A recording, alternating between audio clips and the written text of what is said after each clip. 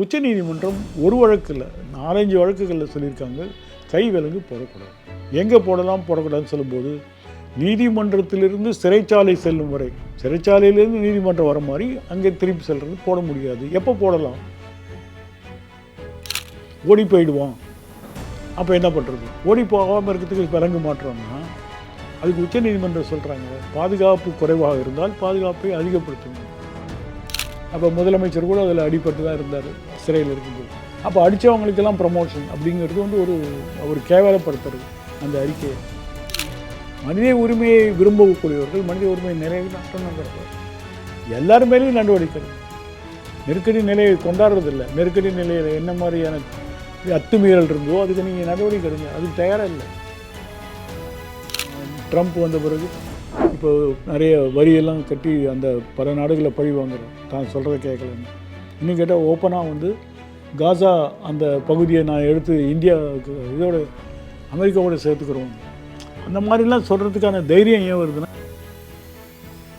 அமெரிக்காவில் சட்டவிரோதமாக குடியேறியிருந்ததாக குற்றம் சாட்டப்பட்டு பல இந்தியர்கள் கைவிலங்குடன் திருப்பி அனுப்பப்பட்டுள்ள சம்பவம் நாடு முழுவதும் அதிர்ச்சியை ஏற்படுத்தியிருக்கிறது. மனித உரிமை செயற்பாட்டாளர்கள் இதற்கு கண்டனம் தெரிவித்து வருகின்றனர். இந்நிலையில் இந்தியாவில் சிறைவாசிகள், விசாரணை கைதிகள் மீதான சட்ட நடவடிக்கைகள் அமெரிக்காவின் தற்போதைய நடவடிக்கையோடு ஒப்பிட்டு பேசப்படுகின்றன. மனித உரிமை மீறல்கள், சமூகமாக நாம் அவற்றை எதிர்கொள்வதில் உள்ள போதாமை, அரசுகளின் அணுகுமுறை குறித்து பேசுவதற்காக சென்னை உயர்நீதிமன்ற ஓய்வு பெற்ற நீதிபதி திரு கே சந்துரு அவர்களை சந்திக்க வந்திருக்கிறோம். வணக்கம் சார். வணக்கம். அமெரிக்கா 200க்கும் மேற்பட்ட இந்தியர்களை சட்டவிரோதமாக குடியேறினர் என்ற குற்றச்சாட்டின் அடிப்படையில் கை கால் விலங்கிட்டு இந்தியாவுக்கு அனுப்பியிருப்பது அதிர்ச்சியும் வேதனையும் ஏற்படுத்தியிருக்குது. மனித உரிமை சார்ந்து ஒரு பெரிய ஒரு விவாதத்தையும் இது ஏற்படுத்தியிருக்குது. இப்பொதுவாக வந்து அமெரிக்காவோ அல்லது மற்ற நாடுகளோ சரியான ஆவணங்கள் இல்லாமல் குடியிருப்பவர்களை வெளியேற்றுவதற்கான நடைமுறை வந்து இதுதானா? பொதுவாக என்ன உங்களுடைய பார்வை? நம்ம வந்து முதல்ல 2 விஷயம் பார்க்கணும். ஒன்று வந்து அமெரிக்கா வந்து மனித உரிமை பிரச்சனைகளை வந்து எப்படி பார்க்குறாங்க, எப்படி அணுகுறாங்கங்கிறது.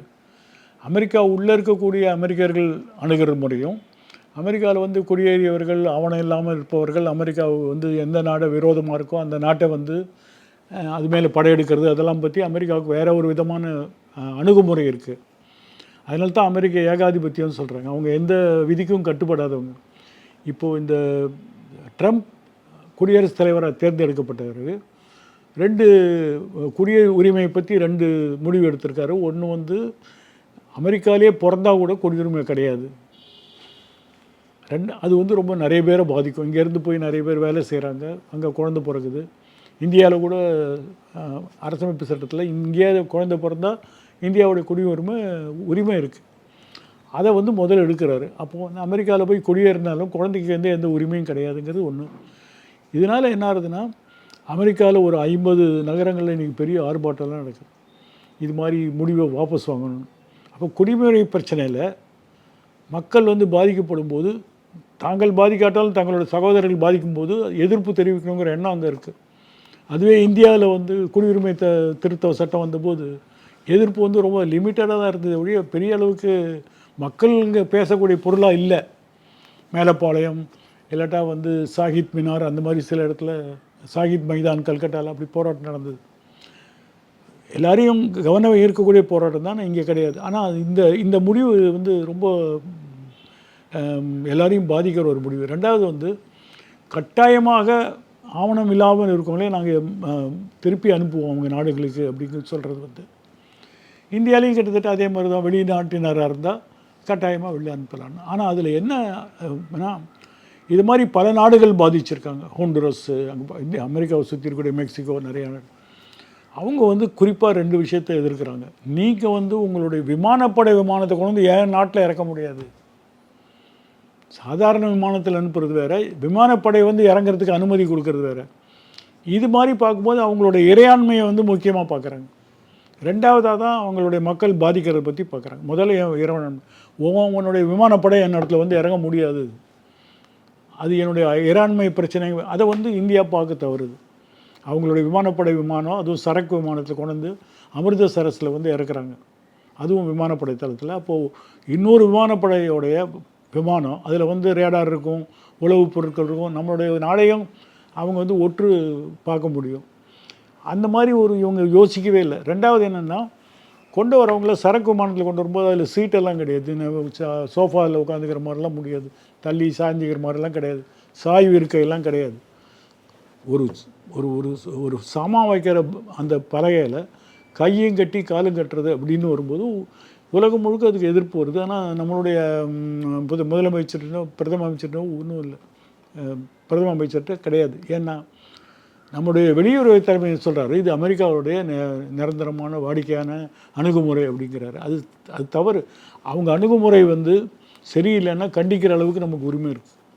அவங்க வியட்நாமில் வந்து குண்டு போடுறதையோ, வியட்நாம் ஆக்கிரமிக்க முயற்சிதோ எல்லாம் உலகம் முழுக்க கண்டித்தாங்க. அமெரிக்கா மாத்திரம் கண்டிக்கல, அமெரிக்காவில் இருக்கக்கூடிய மாணவர்கள் மாத்திரம் கண்டிக்கல, உலகம் முழுக்க ஒரு சின்ன நாடை இப்படி தாக்கக்கூடாது அப்படிங்கிறத சொன்னாங்க. இப்போ வந்து அந்த குரல் வந்து கம்மியாக கேட்குது. அது என்ன அப்படிங்கிற ஒரு கேள்வி. ரெண்டாவது, இதையும் தாண்டி இன்றைக்கி ட்ரம்ப் வந்து இன்டர்நேஷ்னல் கிரிமினல் கோர்ட்லேருந்து நாங்கள் கலந்துக்கலைங்கிறது, அது இன்னொரு பெரிய மனித உரிமைக்கான அடி. ஏன்னா உலகத்தில் மனித உரிமைக்கு எதிராக செயல்படக்கூடிய அப்படி வெறும் அந்த ஐசிசின்னு சொல்லக்கூடிய சர்வதேச குற்றவியல் நீதிமன்றத்தை நாங்கள் கலந்துக்க மாட்டோம்னு சொல்லும்போது, அது ஏற்கனவே இஸ்ரேலில் நடக்கக்கூடிய யுத்தத்தைப்படி அந்த ஐசிசியில் சில புகாரை விசாரிக்கிறாங்க. அந்த புகாரை விசாரிக்க மேலே நடவடிக்கை எடுன்னு சொல்கிறாங்க. அதாவது எங்களுக்கு நீதிமன்றமும் கிடையாது, விசாரிக்கிற நீதிபதிகளையும் நாங்கள் பனிஷ் பண்ணுவோங்கிறது வந்து ரொம்ப அமெரிக்காவுடைய உச்சகட்ட சர்வாதிகாரத்தை காட்டுது.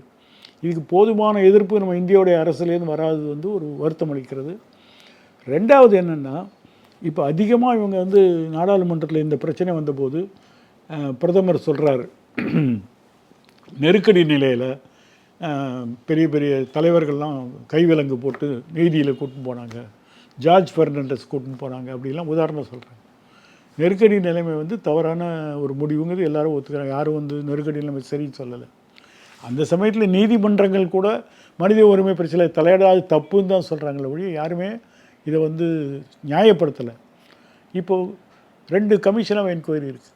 ஷா கமிஷன் 5 பக்கம் அறிக்கை போட்டிருக்காங்க. அந்த அறிக்கையுடைய பிரதிக்கு கூட நம்ம செழியன் அவர்கள் வெளியிட்டிருக்காங்க, சின்ன புக்கா. இதை எல்லோரும் மறந்துட்டாங்க. அதில் நிறைய குற்றங்கள் சொல்லியிருக்காங்க, என்னென்ன மனித உரிமை இருக்கு. அதுக்கு பதிலாக அந்த குற்றங்களெல்லாம் விசாரித்து அவங்களை தண்டிக்கிறதுக்கு எந்த முயற்சியும் கிடையாது. ஆனால் நெருக்கடி நிலைமை எதிர்ப்பு தினம் அப்படின்னு ஒன்று அறிவிச்சிருக்காங்க. அது ஒரு விளம்பர யுத்தியாக தான் இருக்குது. இப்போது அவர்கள் செய்தது தவறு என்றால் அந்த தவறை நீங்கள் மறுபடியும் செய்ய முடியாது, கூடாது. ஆனால் இன்றைக்கி கொண்டு வந்திருக்கக்கூடிய புதிய கிரிமினல் சட்டத்தில் பல பகுதிகளை வந்து மிக தீவிரமாக திருத்தியிருக்காங்க. இன்னும் கடுமையான நடைமுறைகள் கொண்டு வந்திருக்காங்க. அதில் ஒன்று வந்து கைவிலங்கு போடலாம். யார் போடலாம்? ஒரு காவல் நிலையத்துடைய ஆய்வாளர் சில குறிப்பிட்ட குற்றங்களில் குற்றவாளிகளுக்கு கைவிலங்கு போடலாம். இப்போ இது வந்து இதுக்கு முன்னாடி இருக்கக்கூடிய நடைமுறையில் இல்லை. இப்போ கொண்டு வந்திருக்கிற சட்டத்தோடைய பேர் பாரதிய நகரிக் சுரக்ஷா சங்கீதா.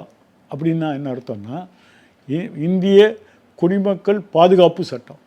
குடிமக்களை பாதுகாக்கிறாங்க. அப்போ பாதுகாக்கக்கூடிய நடைமுறை சட்டத்தில் இப்போ என்ன கொண்டு வந்திருக்காங்கன்னா, உங்களுக்கு பாதுகாப்பதுக்கு ஆபத்தான ஒரு பிரச்சனை கொண்டு வந்திருக்காங்க. இப்போ கைவிலங்கு, இதுக்கு முன்னாடி இருக்கக்கூடிய சிஆர்பிசின்னு சொல்லக்கூடிய குற்றவியல் நடைமுறை சட்டத்தில் அது கிடையாது. அப்பயும் சில காவல்துறையினர் தொடர்ந்து இந்த மாதிரி கைதிகள் தான் போடும்போது உச்சநீதிமன்றம் ஒரு வழக்கு இல்லை 4-5 வழக்குகளில் சொல்லியிருக்காங்க கைவிலங்கு போடக்கூடாது. எங்கே போடலாம் போடக்கூடாதுன்னு சொல்லும்போது, நீதிமன்றத்திலிருந்து சிறைச்சாலை செல்லும் வரை, சிறைச்சாலையிலேருந்து நீதிமன்றம் வர மாதிரி அங்கே திருப்பி செல்வது போட முடியாது. எப்போ போடலாம்? ஒரு கடுமையான குற்றம் தெரிஞ்சால் அவங்க தப்பிச்சிருவான்னு பொழுது காவல் அதிகாரிகள் போட முடியாது, நீதிமன்றத்தோட உத்தரவோடு போடலாம், விதிவிலக்கா. இந்த தீர்ப்பை வந்து அமல்படுத்தி எல்லா இடத்துலையும் நடைமுறைப்படுத்தும் போது கொஞ்சம் காவல்துறைக்கு கஷ்டம் இருக்குது. ஆனால் இன்றைக்கி எந்த விதமான எதிர்ப்பும் இல்லாமல் திடீர்னு ஒரு 47(3)ங்கிற பிரிவில் கொண்டு வந்துட்டாங்க. இப்போ கொண்டு வரும்போது இந்த சட்டத்தை பற்றி போதுமான விவாதம் நாடாளுமன்றத்தில் கிடையாது. 150 எதிர்க்கட்சி உறுப்பினர்கள் தற்காலிக நீக்கம் செய்யப்பட்டு அவசர கதியில் எந்த விவாதங்களும் நிறைவேற்றிட்டாங்க. இதை ஜூலை 1ஆம் தேதியிலேருந்து கொண்டு வந்துட்டாங்க நடைமுறைக்கு. இது பேர் இல்லை, அது ஹிந்தி பேருங்கிறது எல்லாத்த விட மக்கள் உரிமையை பாதிக்கக்கூடிய பல பிரச்சனைகள் இதில் இருக்குது. இப்போ இந்த ட்ரம்ப்பை பற்றி இவங்க பேசணும்னா அவங்க திருப்பி சொல்லுவாங்க, உங்கள் ஊரில் இதை விட மோசமான சட்டம் வச்சுருக்கீங்க. நாங்களாவது வந்து வெளிநாட்டுக்காரன் வெளியில் துரத்துறதுக்காக நாங்கள் போடுறோம், நீங்கள் வந்து உள்நாட்டு குடிமகனையே கைவிலங்கு போகிறதுக்கு நீங்கள் வச்சுருக்கீங்க. இப்போ இந்த கைவிலங்கு போகிறது ஆரம்பத்துலேருந்து பிரிட்டிஷ்காரங்கள்டேருந்து இருக்குது. அது எதிர்ப்பு இருக்குது, போடக்கூடாதுன்னு. இப்போ கிட்டத்தட்ட 100 வருஷத்துக்கு மேலே கைவிலங்கு போடுற நடைமுறை இருக்குது. கைவிலங்கு மாத்திரம் இல்லாமல் கால் விலங்கு போடுறதுக்கும் இந்த சட்டத்தில் இடம் இருக்குது. இது வந்து ஒரு மனிதனை விலங்காக மாற்றக்கூடிய ஒரு போக்கு. அதுக்கு கூட உச்சநீதிமன்றம் பதில் சொல்லியிருக்காங்க, ஓடி போயிடுவான். அப்போ என்ன பண்ணுறது? ஓடி போகாமல் இருக்கிறதுக்கு விலங்கு மாற்றோன்னா அதுக்கு உச்சநீதிமன்றம் சொல்கிறாங்க, பாதுகாப்பு குறைவாக இருந்தால் பாதுகாப்பை அதிகப்படுத்துங்க.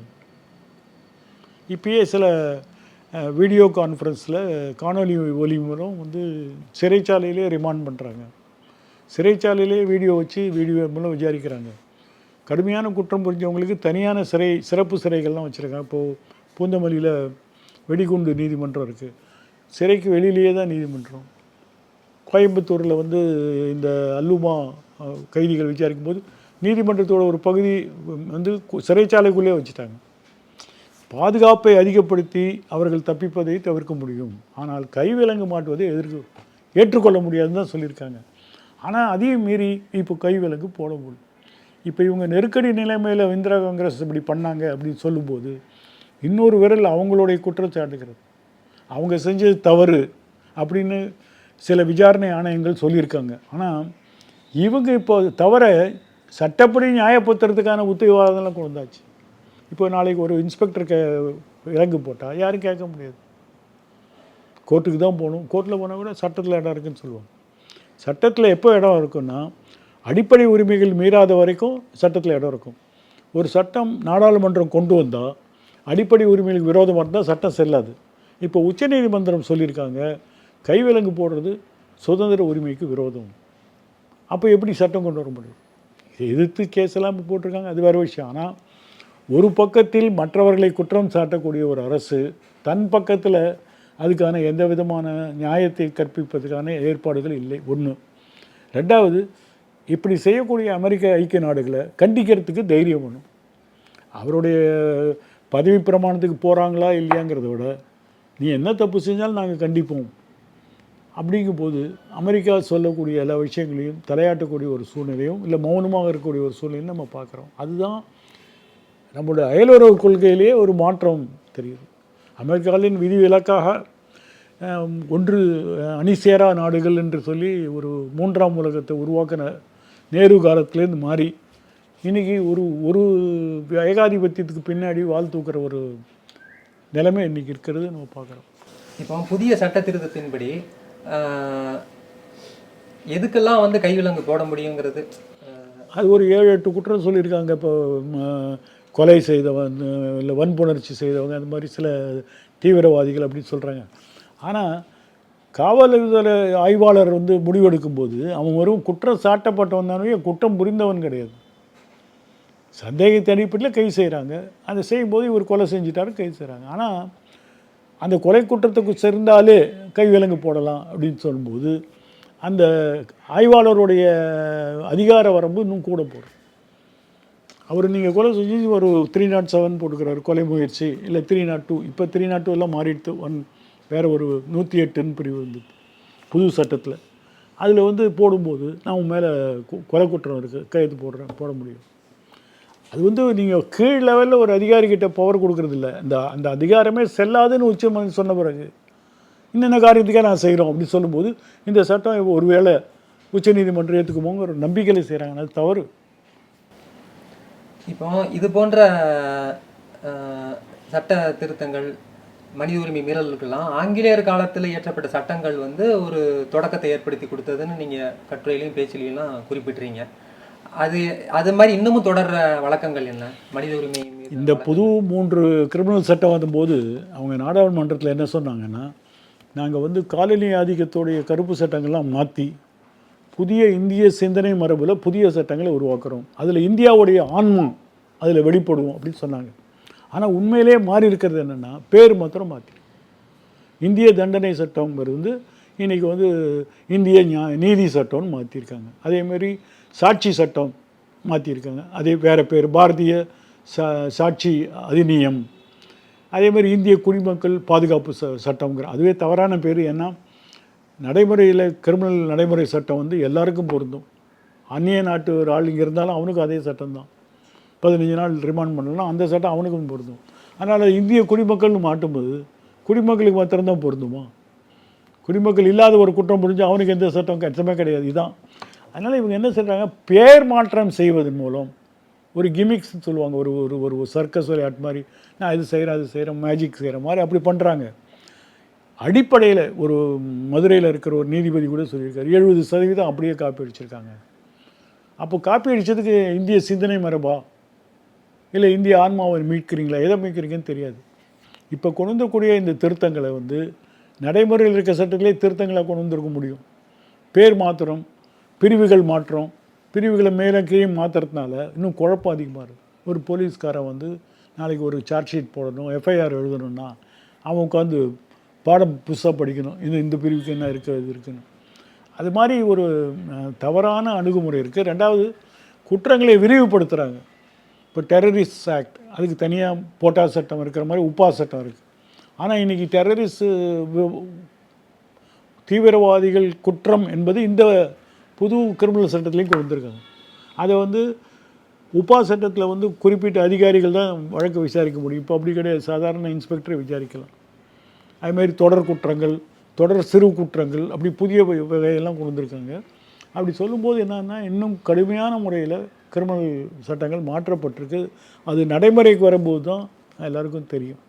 அது வராத வரைக்கும் அதோடைய விளைவு விபத்து தெரியாது.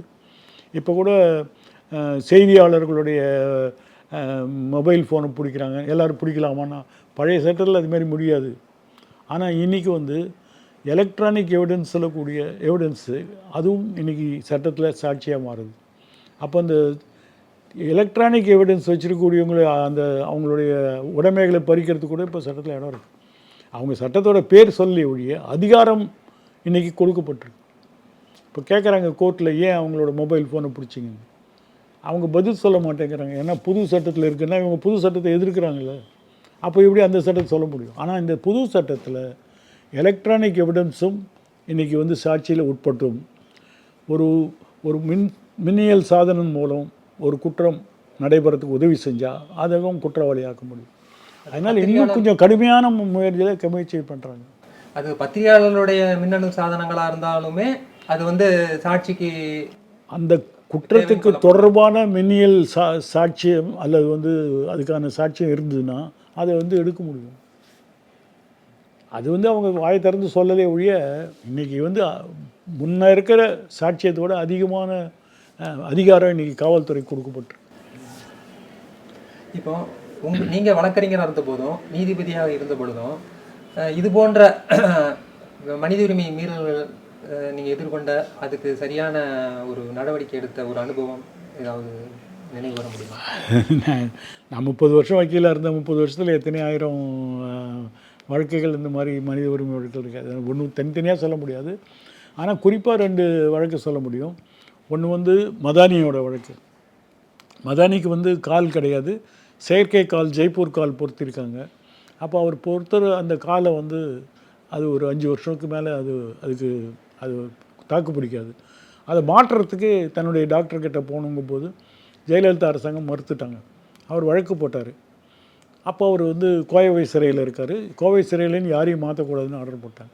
ஆனால் அவருடைய அந்த மாற்றுக்கால் வந்து கொஞ்சம் சீர்குலைஞ்சதுனால அவர் திருவனந்தபுரத்தில் அவருடைய மருத்துவமனைக்கு போகணுன்னு கேட்டார், உடலை.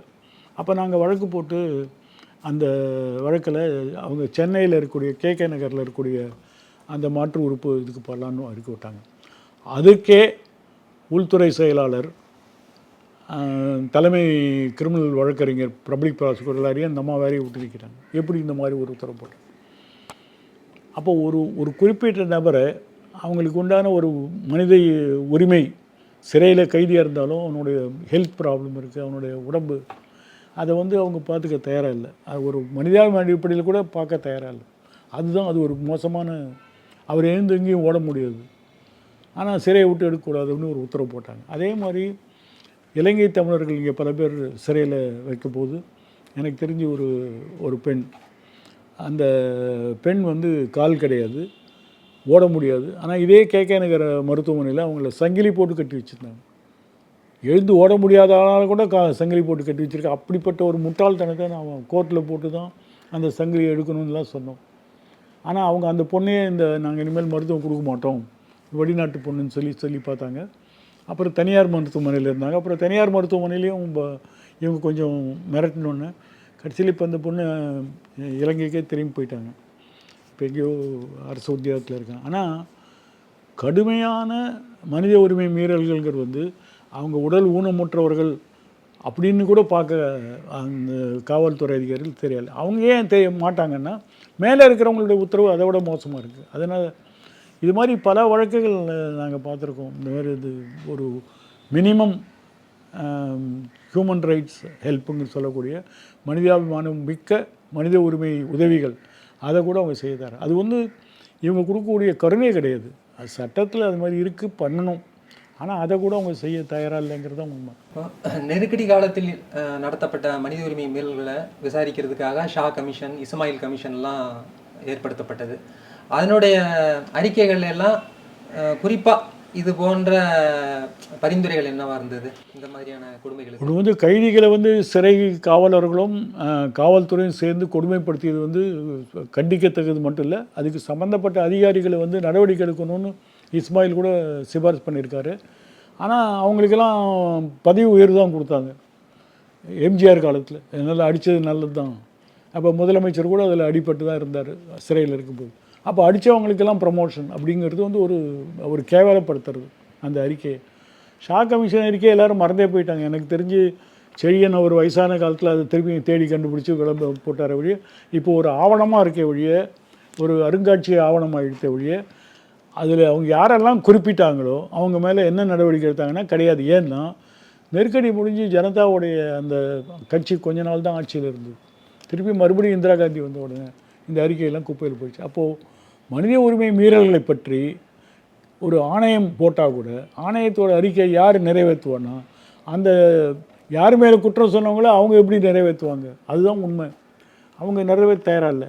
அதுக்கு பிறகு இப்போ இவங்கெல்லாம் வந்து இப்போ இவ்வளோ வருஷத்துக்கு முன்னாடி நடந்த ஒரு நெருக்கடியை வந்து நெருக்கடி தினம் அப்படின்னு கொண்டாடுறாங்க, அதை அனுஷ்டிக்கிறாங்க. அப்போது அதுக்கு இவங்க உண்மையிலே எப்படி பண்ணணும்னா நெருக்கடியில் பாதிக்கப்பட்டவங்களுக்கு அல்லது அந்த சமயத்தில் கொடுமை புரிஞ்சவங்களை கண்டுபிடிச்சி அவங்கள தண்டிக்கணும். அதுக்கு இந்த அரசு ரெடி கிடையாது. இது ஒரு பிரச்சார யுத்தியாக தான் பயன்படுத்துகிறாங்க காங்கிரஸ் அடிக்கிறதுக்கு. ஏன்னா காங்கிரஸ் இந்த பிரச்சனையை எழுப்புறாங்கன்னு. ஆனால் அதையும் மீறி மனித உரிமையை விரும்பக்கூடியவர்கள், மனித உரிமையை நிலைநாட்டணுங்கிறவங்க எல்லார் மேலேயும் நடவடிக்கை எடுங்க. நெருக்கடி நிலையை கொண்டாடுறதில்லை. நெருக்கடி நிலையில் என்ன மாதிரியான அத்துமீறல் இருந்ததோ அதுக்கு நீங்கள் நடவடிக்கை எடுங்க. அதுக்கு தயாராக இல்லை. அதுதான் உண்மை. ஒவ்வொரு தரையும் இந்த மாதிரி விசாரணை கமிஷன் போடும்போது ஒரு கண் துடைப்புக்காக போட்டுக்கிறாங்களே ஒழிய டைம் பாஸ், கொஞ்ச நாள் இதில் எல்லாம் மறந்துடுவாங்க. அப்படி தான் மறந்து போயிட்டாங்க. இப்போ யாராவது ஷா கமிஷன் படிக்கிறாங்களா?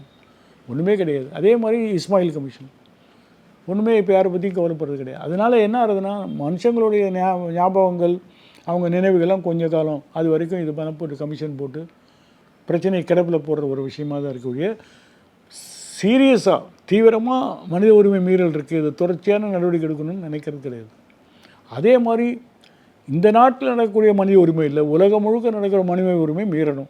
இப்போ இஸ்ரேல் வந்து மருத்துவமனையில் குண்டு வீசுகிறாங்க, ஸ்கூலில் குண்டு வீசுகிறாங்க. ஆனால் அதை பற்றி எந்த கண்டிப்புமே இல்லை. எல்லோரும் ஏதோ வேடிக்கை பார்க்குறாங்க, டிவியில் பார்க்குறாங்களே ஒழிய அரசு சார்பாக இந்த மாதிரி மனித உரிமை எங்களால் ஏற்றுக்க முடியாதுன்னு சொல்கிறது கிடையாது. இப்போ ஐசிசின்னு சொல்லக்கூடிய பன்னாட்டு கிரிமினல் நீதிமன்றம் அது வந்து இப்போ இலங்கையில் இருக்கக்கூடிய தமிழ் பகுதியில் நடந்த உரிமை மீறலை பற்றி விசாரிக்க ஆரம்பிச்சிருக்காங்க. அந்த சமயத்தில் வேணான்னு சொல்லும்போது நீங்கள் என்ன நீங்கள் சொல்ல விரும்புகிறீங்கன்னா 20 வருஷம் முன்னாடி 10 வருஷம் முன்னாடி நடந்து போட்டு இனிமேல் நாங்கள் அதெல்லாம் யாரும் குற்றவாளிலாம் கண்டுபிடிக்க போகிறதில்ல அப்படிங்கிற போது பல மனித உரிமை மீறலே ஒரு ஒரு ஒரு ஒரு ஒரு ஒரு தரை விரிப்பு போட்டு மூடுற ஒரு சமாச்சாரமாக தான் இருக்குது. புட்டிங் அண்டர் த கார்பெட், எல்லாத்தையும் மூடி வச்சுட்டா எல்லாம் ஒன்றுமே நடக்காத மாதிரி. அதுக்கு முக்கியமான காரணம் வந்து இந்திய அரசு வந்து மனித உரிமை கமிஷன் வச்சுருந்தா கூட ஒன்றிய அளவில் மாநில ரீதி இருந்தால் கூட மனித உரிமைங்கிற அந்த அந்த கான்செப்ட் மேலே அந்த அந்த அந்த அந்த பிரச்சனை மேலே அவங்க வந்து எந்த விதமான கிடையாது. ஏதோ ஒரு கணக்குக்காக வச்சிருக்கிற ஒரு கமிஷனாக தான் இருக்குது. அதனால தான் இன்றைக்கி தேசிய மனித உரிமை கமிஷனுக்கு இன்றைக்கி சர்வதேச அங்கீகாரமே கிடையாது.